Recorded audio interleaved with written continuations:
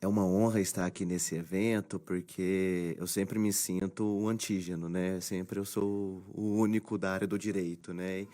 E nós estamos falando de um direito aqui, né? Que é um direito à saúde. Então, antes de nós adentrarmos no papel do Poder Judiciário na efetivação desse direito constitucional, social e fundamental à saúde, eu gostaria de retomar com os senhores alguns conceitos que são fundamentais aqui nesse debate. Primeiro, a gente precisa entender o que é saúde. Entender se saúde é um direito, entender o que é o nosso sistema único de saúde, para aí sim entrarmos em todas essas questões relacionadas à judicialização como um todo. A saúde, se eu fizer aqui uma inquirição com os senhores, e tem até pesquisas sobre isso que já foram realizadas, especialmente para quem enfrenta um problema grave, se eu perguntar para vocês o que é saúde, a tendência de resposta é qual? É não estar doente. É não estar doente. Se nós voltarmos lá na Grécia Antiga, dos tempos de Péricles, não havia esse conceito de saúde, não havia essa palavra. O termo mais próximo que havia era o de ginástica e dietética. Então, para os gregos antigos, ter saúde era praticar atividade física e se alimentar bem. De alguma forma, esse é o conceito que entrou na Carta Constitutiva da Organização Mundial da Saúde, quando vai tratar que saúde é o mais alto nível de bem-estar físico, mental e social. Olha só. Então, saúde não é só a ausência de doença, é o bem-estar físico, mental e social. Porque aí nós precisamos tratar dos determinantes sociais da saúde, e que outros palestrantes já trouxeram aqui. Porque a questão não é só o medicamento em si, é o transporte, é a moradia digna, é o acesso aos benefícios indiretos, né, que vão estar diretamente relacionados à recuperação de saúde desse paciente. Então, saúde não é só ausência de doença. E é isso que a gente tem que tratar para poder chegar no conceito, né, que veio na nossa Carta Constitutiva de 1988, porque até então, saúde não era um direito. Saúde era um benefício previdenciário. Tinha direito quem tinha carteira assinada, pronto, acabou. O resto dependia de caridade, né, ou de plano de saúde, se pudesse pagar um. Então, em 88, depois, né, de uma décadas de luta do movimento da reforma sanitária, a saúde aparece como, no artigo 6º da Constituição, como um direito social puro. Então, como direito social puro de segunda dimensão, são aqueles direitos que demandam uma prestação positiva do Estado. O Estado precisa fazer algo, né? Diferente dos direitos civis e políticos de primeira dimensão, que é só o Estado não intervir no direito de ir e vir, na propriedade privada. E vai aparecer lá no artigo 196 como um direito de todos e um dever do Estado. Saúde é um direito de todos e um dever do Estado. Então, saúde é um direito fundamental, social, né, e humano, porque ele é um direito de todos, ele é carregado pela universalidade. Então, sempre me questionam, né, especialmente os alunos, falam assim, professor, mas me explica uma coisa, como que o Brasil vai tratar esse pessoal que está vindo da Venezuela se não tem dinheiro para tratar os brasileiros aqui e falta dinheiro no SUS? Tem esse questionamento, não tem na sociedade? Não tem? Aí eu pergunto para eles, eu devolvo a pergunta: quem garante que não seremos nós amanhã que vamos estar atravessando a fronteira e pedindo ajuda para outro país, para buscar um tratamento? Então vem aí o conceito de saúde como um direito humano, um direito de todos, pode ser de um estrangeiro. Se ele está aqui, ele vai merecer esse tratamento, né? Então, a partir daí, podemos começar a evoluir, né, para tratar do problema da judicialização. Porque todas as vezes que um paciente ou um cidadão entenda que tem um direito ou uma lesão a esse direito, que esse direito dele está sendo lesado, ele pode levar sempre isso ao conhecimento do Poder Judiciário, não tem problema algum, né? Então, é garantido, né, esse direito à saúde, incluindo assistência farmacêutica integral. Então, todas as vezes que, eventualmente, não, meu direito foi lesado, vou procurar o Poder Judiciário. E isso, nos últimos anos, especialmente de uns 20 anos para cá, teve uma demanda muito grande especialmente pela busca de medicamentos junto ao Poder Judiciário, que gerou esse fenômeno da judicialização, que eu quero trazer alguns dados para nós podermos fazer o nosso debate.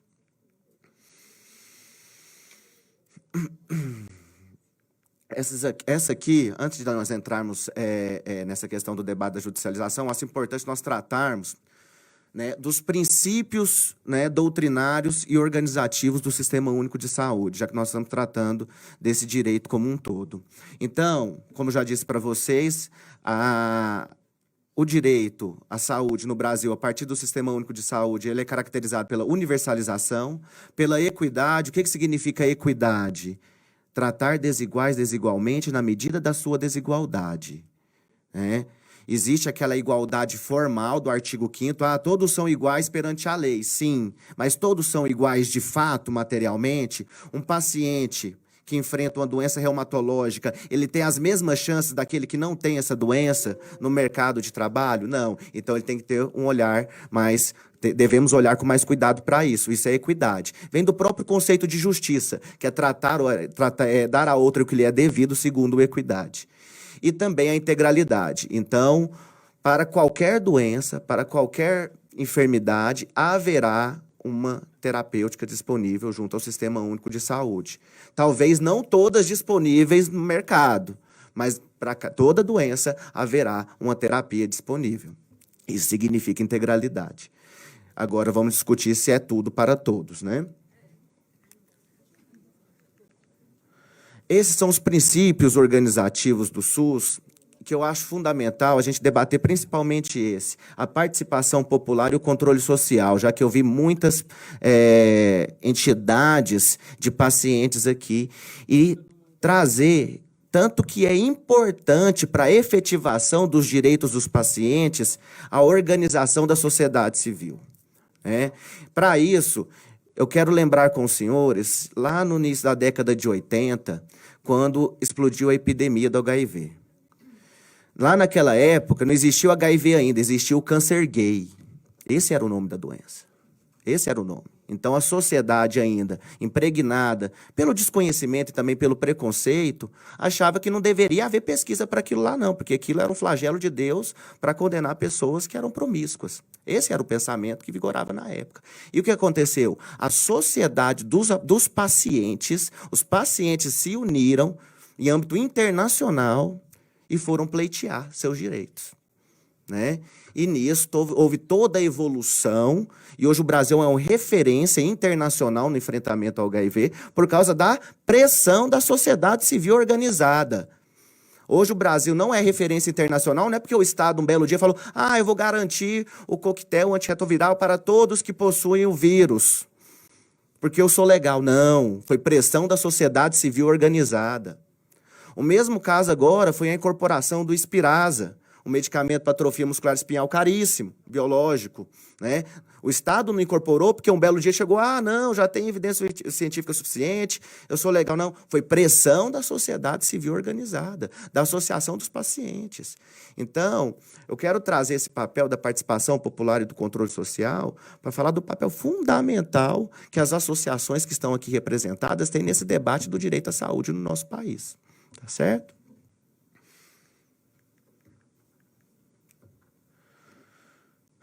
Aqui são alguns custos da judicialização da saúde com dados de 2006, especialmente no que se trata medicamentos, porque judicialização da saúde pode ser um conceito mais amplo, que pode incluir também prótese, órtese, internação, cirurgias. Aqui nós trazemos o aspecto dos medicamentos, que eu quero tratar com vocês de medicamentos de alto custo. Então, em 2006, nós atingimos mais de R$1,5 bilhão de reais nessa judicialização.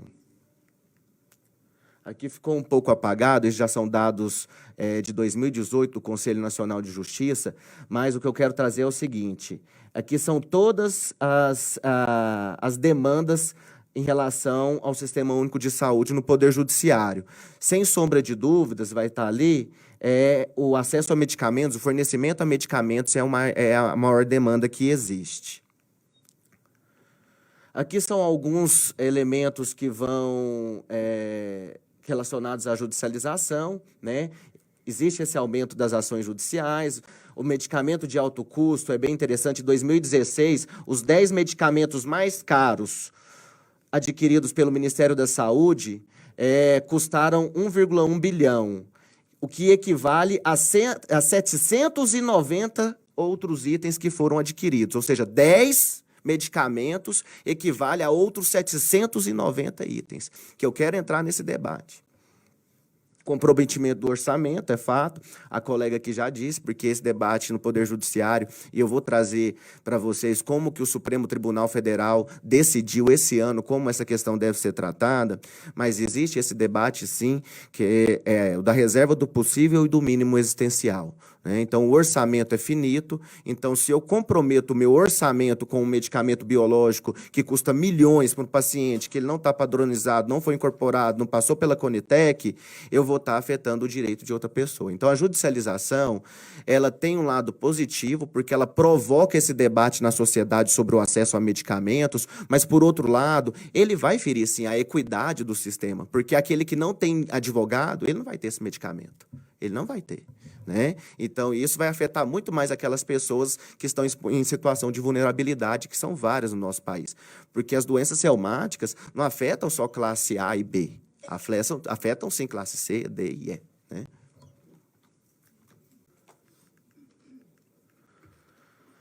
Eu não vou entrar aqui, não. Isso aqui é para a gente entender quando se trata de medicamento, por que há judicialização? Nós temos 3 tipos, basicamente, de judicialização de medicamento. Nós vamos ter medicamentos que já são incorporados, estão padronizados, estão nas listagens oficiais, mas que, eventualmente, faltou lá no posto de saúde, faltou lá na dispensação. Nesse caso, não deveria nem haver judicialização, porque o Estado ele é obrigado a fornecer esse medicamento, ele já foi incorporado. Então, isso não tem nem debate, Nós temos a questão dos medicamentos experimentais, aqueles que não têm segurança, qualidade e eficácia devidamente atestados, mediante ensaios clínicos. Um exemplo que nós tivemos recentemente sobre isso foi o da fosfetalonamina sintética, a famosa pílula do câncer. Houve uma correria, inclusive, junto ao Poder Legislativo, aprovou-se uma lei que depois foi suspensa pelo Supremo Tribunal Federal, e que se comprovou que era um verdadeiro, era uma substância, não era nada, não era um medicamento. Não havia passado, ele não tinha saído ainda dos testes de bancada para chegar nos ensaios clínicos. E quando o ICESP em São Paulo foi efetivar esses ensaios, e teve toda uma discussão sobre isso, porque teve que tirar verbas de pesquisas que já estavam bem mais avançadas para colocar nessa fosfetalonamina, comprovou-se que não curava o câncer. Então, para isso, o Estado não pode fornecer medicamentos que não têm segurança, qualidade e eficácia devidamente atestadas. E aí entra nosso problema, que são as terapias eventualmente já registradas, ou pela Anvisa ou por outras agências internacionais, ou seja, que já têm segurança, qualidade e eficácia devidamente comprovados, mas só que não foram incorporados nas nossas listagens oficiais, não passaram pelo crivo da Comissão Nacional de Incorporação de Tecnologias, que é a Conitec, porque a Conitec do Ministério da Saúde, ela vai analisar também segurança, qualidade e eficácia, mas ela analisa principalmente o binômio da custo-efetividade. Esse medicamento é custo-efetivo? E aí vai gerar a discussão que eu quero ter com os senhores aqui agora. Porque esses medicamentos de alto custo, geralmente, são medicamentos que se encontram em demanda inelástica, ou seja, existe um monopólio do lado da oferta. Ou um monopólio de direito ou um monopólio de fato. Monopólio de direito, porque esse medicamento ele é de referência, ele está patenteado.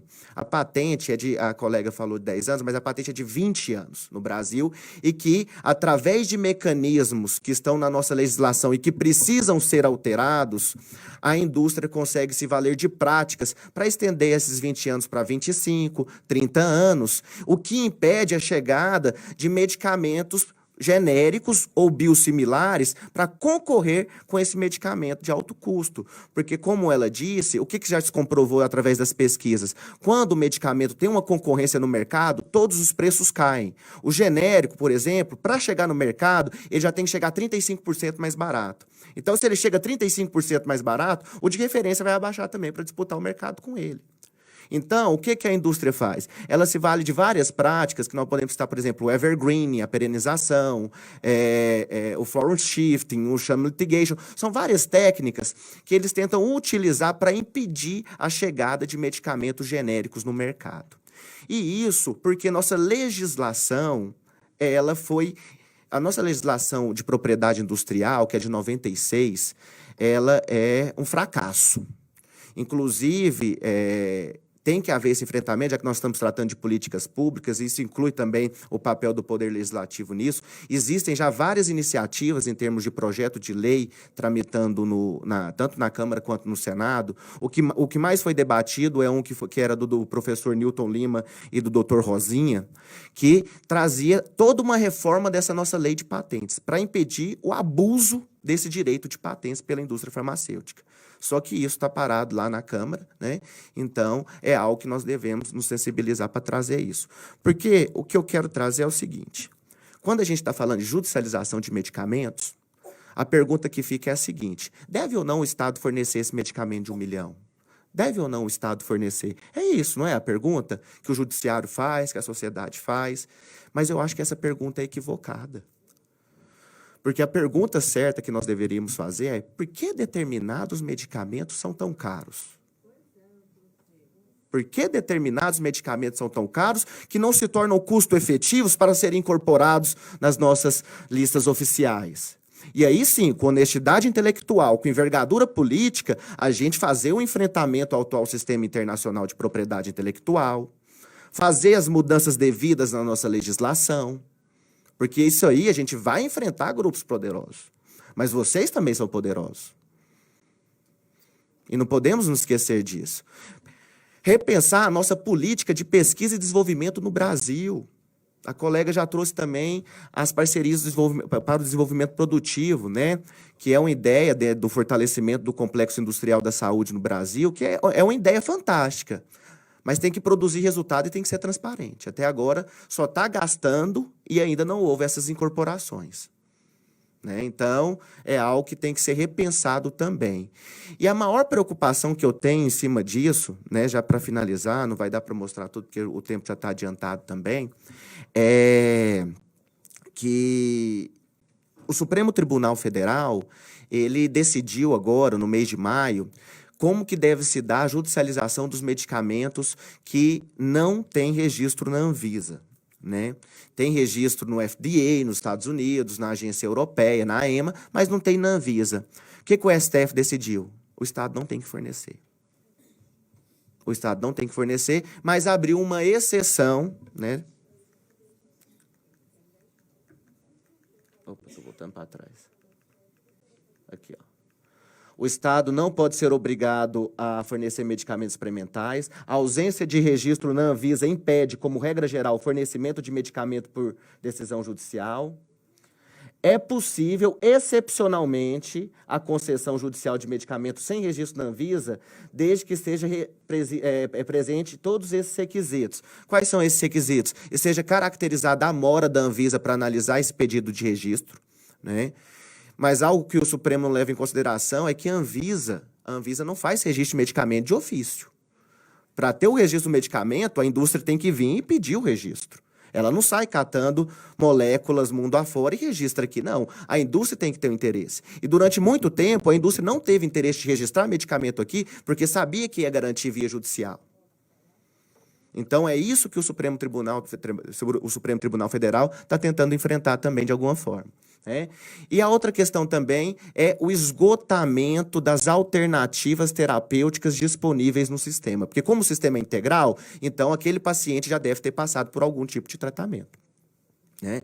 Então, se ele passou por esse tratamento, ele foi refratário, não foi eficiente, então sim, poderia eventualmente pensar que o Estado poderia fornecer esse medicamento sem registro na Anvisa. O Supremo Tribunal Federal ainda vai decidir, não tem data para esse julgamento, sobre o fornecimento de medicamentos que estão registrados na Anvisa, mas não estão nas listagens oficiais, que aí já é outra questão, que também vai entrar a questão da custo-efetividade. Então, para finalizar, já que nós estamos tratando desse direito à saúde, o papel fundamental do Sistema Único de Saúde nisso, porque é muito fácil a gente ver o jornal todos os dias, né, tanto na televisão ou o jornal escrito. O SUS, ele é pensado como um sistema para pobre, né? O SUS é um fracasso. Você vê no jornal, é aquela fila de gente buscando um medicamento, buscando internação. Só que o jornal não fala que o Sistema Único de Saúde do Brasil é o maior sistema público do mundo. O Brasil é o único país com mais de 200 milhões de habitantes que assumiu o desafio de ter um direito à saúde universal, integral, baseado na equidade. O SUS é o maior comprador de medicamentos do mundo. O SUS possui o maior programa nacional de imunização do mundo. É referência no enfrentamento ao HIV, ao tabagismo. Esse é o nosso Sistema Único de Saúde. Tem problemas? Tem. Precisamos melhorar? Precisamos. Mas quando o SUS foi criado em 88, não era para ele funcionar imediatamente no dia seguinte.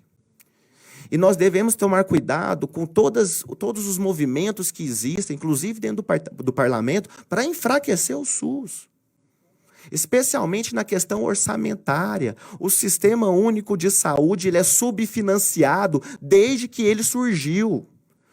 Sistemas públicos de saúde, como o do Reino Unido e do Canadá, investem cerca de 10% do PIB público em saúde. O Brasil não chega a 4%.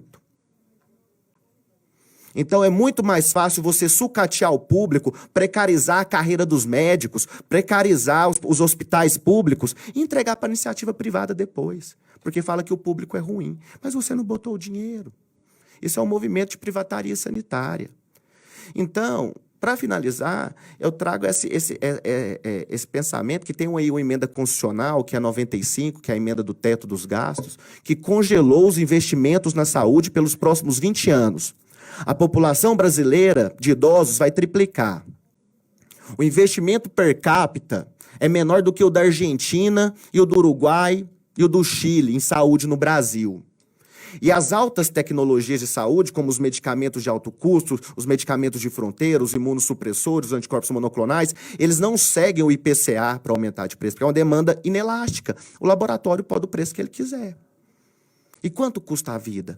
Porque durante muito tempo esses laboratórios alegaram que esse medicamento deveria ser caro por causa dos custos de pesquisa e desenvolvimento. Um estudo da OMS desse ano, que foi apresentado na Assembleia Mundial da Saúde agora no mês de maio, quebra essa ideia. Por quê? Eles fizeram com uma série de medicamentos oncológicos, né? E eles comprovaram que os medicamentos, o retorno da pesquisa e desenvolvimento se dá nos primeiros 5 anos de venda do medicamento. Os outros 15 é lucro. Entendeu? Então, a gente deve entender que essa ideia do medicamento custar 1 milhão, essa ideia do medicamento custar 10 milhões, o medicamento agora também para atrofia muscular espinhal foi registrado no FDA, que a dose custa 9 milhões, quem vai pagar? É o Estado. Ninguém tem dinheiro para pagar 9 milhões. E aí vem toda essa discussão. Por que esse medicamento é tão caro? Por que o medicamento tem a mesma proteção jurídica de um chuveiro que toca pendrive? Eu não tenho problema nenhum de um celular custar 10 milhões, de um carro custar 10 milhões, de um iate custar 10 milhões, porque eu vivo sem eles. Mas o medicamento não dá. Eu estou falando de vidas. Porque aqui no Brasil, pelo menos, eu posso levar esse debate para o Poder Judiciário. Eu posso levar esse debate para o Supremo Tribunal Federal. E para quem tem atrofia muscular espinhal, para quem tem doença reumática lá na Suazilândia, lá em Moçambique, o que acontece? Morre. Não vai ter acesso. Não tem esse interesse. Não tem interesse de mercado. E para finalizar, então, eu trago até o...